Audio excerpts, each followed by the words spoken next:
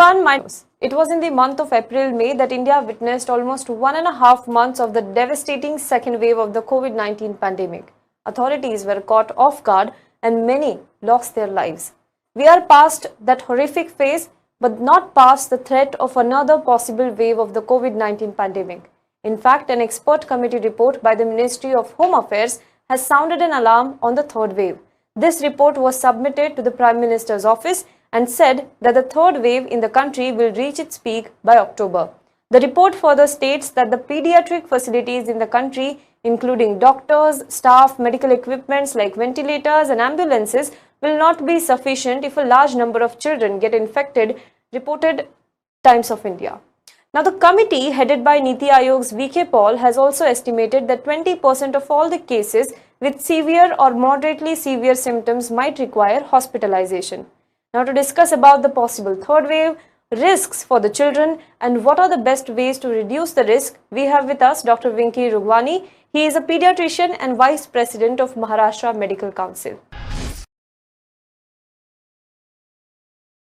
Welcome, sir. Welcome to SW News. First of all, my question is, according to the expert panel, according to the expert committee, the third wave will peak in the month of October. Now, we have seen a devastating second wave of the COVID-19 pandemic already. How will this third wave be different to second wave? Will it be more devastating than the second wave, or will it be a little less in terms of the devastation than the second wave? Thank you so much for inviting me on this channel. Your question is very valid question, which is actually a question in front of the country. See, we had a first wave. We saw the second wave was more grave wave, more dangerous. It caused a lot of losses as far as the mortality. Also, we saw it was much more than the first wave. But if we see the today's scenario, it is somewhat different. The difference, if I can mention, the first difference that we can see is that in our country, the many people, they have got a vaccination. We all know that almost 58 crores of people, they have already been vaccinated. Out of which the first dose have been given to 45 CR people. So this is one thing, that many people have already been protected by getting a vaccine, COVID vaccine. The second thing is, as you know, that almost 2 months back in the month of July, there was one sero survey which was done by ICMR. And in that sero survey, we saw that 67% of people from our country had COVID-19 antibodies. That means 67% people had got an infection till that time. So that survey was done 2-3 months before that. The result came in the month of July, but it was done even before. So we expect that even more people till now, because we are running almost in the month of August now. So we expect that more people have the number of the antibody, the people who are sero survey positive will be more if we do the sero survey now. And of course, the government is planning to have another sero survey in the due course of time. So it means that the total number of people who are protected, vaccination, as well as those who are positive with sero survey are quite high when we compare it with the second wave. So what we expect now is that the more and more number of people are protected. So we can't have such type of third wave, which will be causing big harm to us. Now, we all know that those who are vaccinated may get infection. They may get infection. We call it as a breakthrough infection. But that infection will be mild. We all know that those who are vaccinated will not get a severe infection. This is quite proved now. It is very much proved now. So we will definitely, if the third wave comes, definitely the mortality will not be as we saw in the second. It will be definitely less as compared to the first wave. And secondly, some sort of even protection of the infection will also be there for those people who are already vaccinated. So overall, I can say that even if the third wave comes, it will not be like the second wave which we had in the past. So you spoke about the breakthrough infection. In fact, I was coming to it, that people who are vaccinated are also getting reinfected with the COVID-19. With the Delta plus and Delta variant of the COVID-19 coming in, do you think that the breakthrough infections will increase, and what will be the mortality rate scenario in that case, if at all the Delta plus case increases? Yeah, see, the Delta plus, when it came a month ago, we were all worried about Delta plus. But much time has gone through. We have not seen more Delta plus patients in our country. We have not seen more than 100 patients or so. So Delta plus, I don't think it is now a threat for us. Of course, yes, is still what we are. Our pandemic, this wave, second wave, still we have got almost 40,000 patients in our country. These are all Delta variant. That one which has caused the second wave. Correct. So as far as this Delta variant is concerned, it has been proved, and the evidence are there that the vaccination prevents this Delta variant. So the breakthrough infections will be much lesser, as what we can say. Even for the Delta variant, we have a protection. The vaccine, COVID vaccine, whether you call it, whether you see the Covishield or you take Covaxin, these two vaccines give good protection against the Delta variant also. So breakthrough infections will be there, but will not be as more as we are expecting, because we know that this vaccine gives protection against the Delta variant. Sir, it is said that the third wave will be will involve more risk for the children. Now, you are a pediatrician, you are dealing with the children and you are dealing with their parents. What is the kind of fear that parents have for their children? Are they worried that their children will get infected due to COVID-19 if the third wave, if at all it comes? Yes. See, in the second wave, in the first wave, we saw that the children were almost spared. There were very less infections in the children. In the second wave, we did see that children were infected.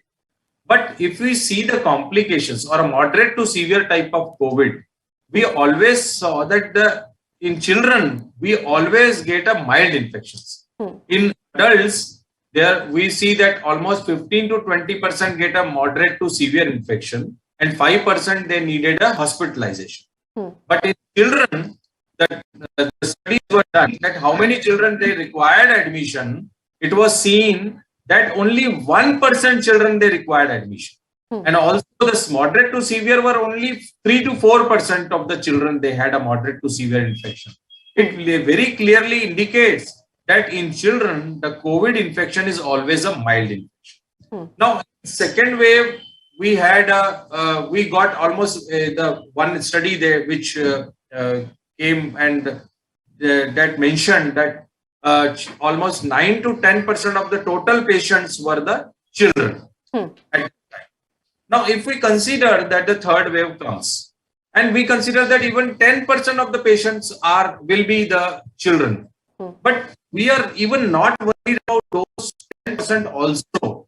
The reason being that they will always be having a mild infection. They will not have a severe infection. One question comes in front of us that all adults are vaccinated, but children are not even now not vaccinated. So are there children will be the more vulnerable group? They may get infection, but that will be a mild infection. We all know now by this time, more than 1.5 years of this pandemic, we are now very clear that the COVID infection in children is always a mild infection. So although we are preparing our pediatric COVID wards and all for future wave if it comes, but overall we can say that it will not be a way so harmful for children as we are. There is a fear among the parents and people that it will involve all the children and it will be a very dangerous for the children. So it is not like that. All right. So, but there are also studies that show that if at all kids get these kinds of infection, if they get COVID-19 infection, then it might also lead to some other kind of diseases in them. What do you think about that? Yeah, see, it has been seen right from the first wave of the pandemic that multi-systemic inflammatory disorder in children is quite known. It occurs after COVID infection. That means once COVID infection is over in children, it occurs after 1.5 months, and 2 months after that. But that particular condition is also not very common. That is also a rare condition. And if we do see even in adults, COVID infection, we have seen that few people after having COVID disease, they got cardiac issues, they got central nervous system issues, they got some behavioral issues also. So COVID has got a vast type of complications, which are long-term complications, which are seen in adults also. So in children also, we do see that multi-systemic inflammatory disorder type of syndrome, which is there, but it is also rare. In second wave, after the second wave, it was expected that this type of problem will be it will be a lot of children will be coming with this particular problem of multi-systemic inflammatory disease. But as we got few patients, but not as it was expected. So it is not like that this particular problem will be a havoc for the children. But if at all it happens, can it hamper the growth of the children? No, it's not directly affects the growth, It is basically a acute problem which affects the different organs of the body in the child. It affects the even heart. We have seen cardiac issues in cardiomyopathy like symptoms, and all type of organs are involved in particular disease, but growth is not affected. Okay, all right.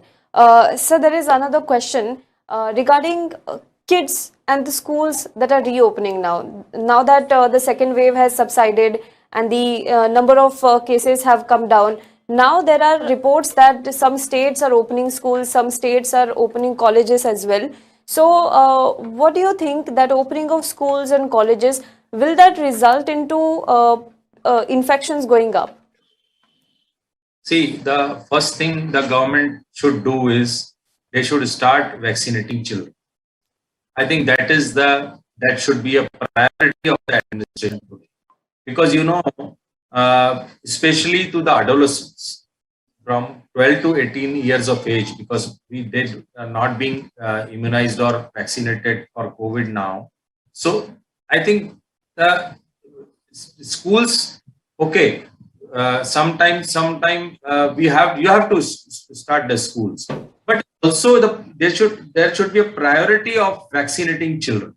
So what I feel is that you start vaccinating children as early as possible and start from this adolescent group. Schools can be started off. Simultaneously, you can vaccinate at the same time. You can open the schools slowly, and you can do it. But we must prioritize the vaccination of the children at this stage.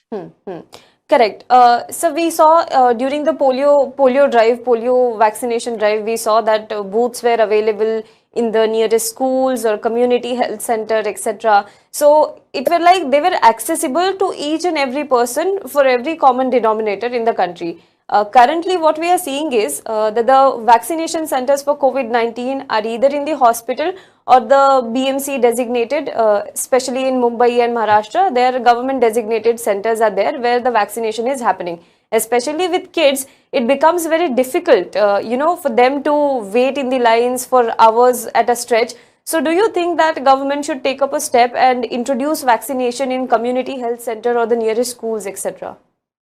That will be great. That idea is actually should have been implemented right from the beginning. But due to some paucity of vaccines or availability issues, it was not done. But ultimately, now, as we all know, that the vaccine companies have already shown that they are going to prepare vaccines there will be a they are going to manufacture in a large number of doses. So this idea has to be implemented. This needs to be done. Even you can have the vaccination camps in the schools also for the children. So I think that is this particular thing will be done, and it should be done, because ultimately we all know that almost 30-35% of population of our country is below 18 years of age. So unless we don't vaccinate our children, this pandemic is not going to end. If we want that this pandemic should end, we have to vaccinate the children, and vaccinating children should be our priority. And as you said, that it should be a community-based type of vaccination. It should be like it should be available in all marriage halls. It should be available in schools. So such type of system the government needs to make, so that we can control over this thing. All right, so let us talk about the precautions. Since we spoke about that even if there is a third wave, and even if kids get infected, it will be little milder. But what are the precautions that kids should take, the children should take, their parents should take, so that kids are not infected with COVID-19? See, first of all, it is very important that we all know that we always talk about COVID appropriate behavior. Now, the things, people have taken the things very easy. We all know that how many people are actually following the COVID appropriate behavior. So people, they don't even think of wearing masks. They wear masks only for the sake of just to keep themselves away from the rules and regulations or some कानून से बचने के लिए. Otherwise, I don't think people are wearing masks. So as far as the kids are concerned, now we all know that the kids below 2 years, it won't be possible for them to wear masks. So we can't insist them to wear masks for below 2 years. But as we should see that they should not go to the crowded areas. As far as possible, we should avoid them to sending them to the markets and all functions and all. Another thing is those who are above 2 years up to 5 years, they also, it is very difficult for them to wear mask, but whenever they go out, they must wear a mask. That is actually should be advised. And above 5 years, of course, they should always wear a mask whenever they go out anywhere. Number two, now we know that children are actually playing together. Now we have seen that in the last 1.5 years, this playing of children in groups, it is very difficult to see, because this COVID pandemic has done such changes, like children are at their home now. But now the things are becoming easy, so the children will go out, they will play with their peer groups, they will play with their friends. So at that time, they should also see, and the parents will also see, that if any child is having some symptoms like fever or cold, he should not be allowed to play with other children. So he should be away from this other children. And once suppose the schools are open, then at that time the schools should take precautions that they should be strictly giving notices to the parents that if their child has got even a minor symptom, he should not come to the school and he should be kept in his home. Another thing is the teachers in the school should get vaccinated. That is one thing. The parents in the home should get vaccinated themselves, because that is most important thing. We all know that children are actually the sufferers because they get infection from their parents and their elders from their home.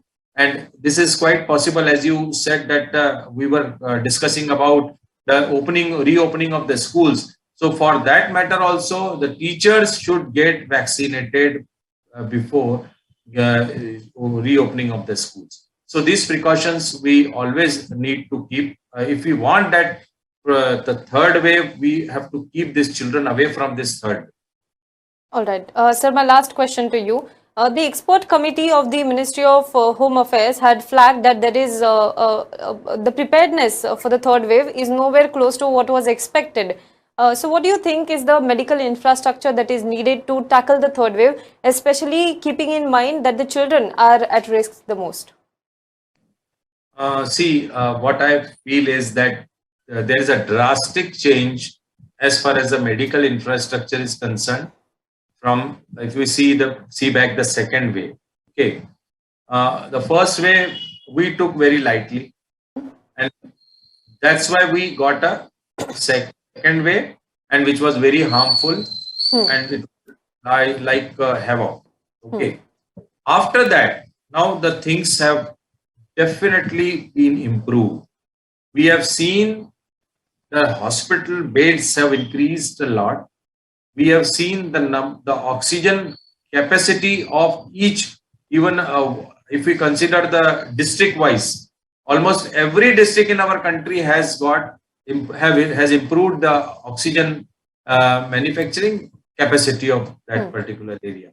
So these particular the availability of the hospital, the availability of the oxygen, even the ventilators, number of ventilators, we have seen that there were even small villages, the hospitals in the villages they had never seen ventilators. But now we can see the ventilators even in the small towns and the villages also.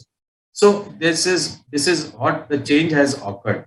So what we expect now is that even if the third wave comes, we have got a infrastructure which is much better than what we had in the second wave.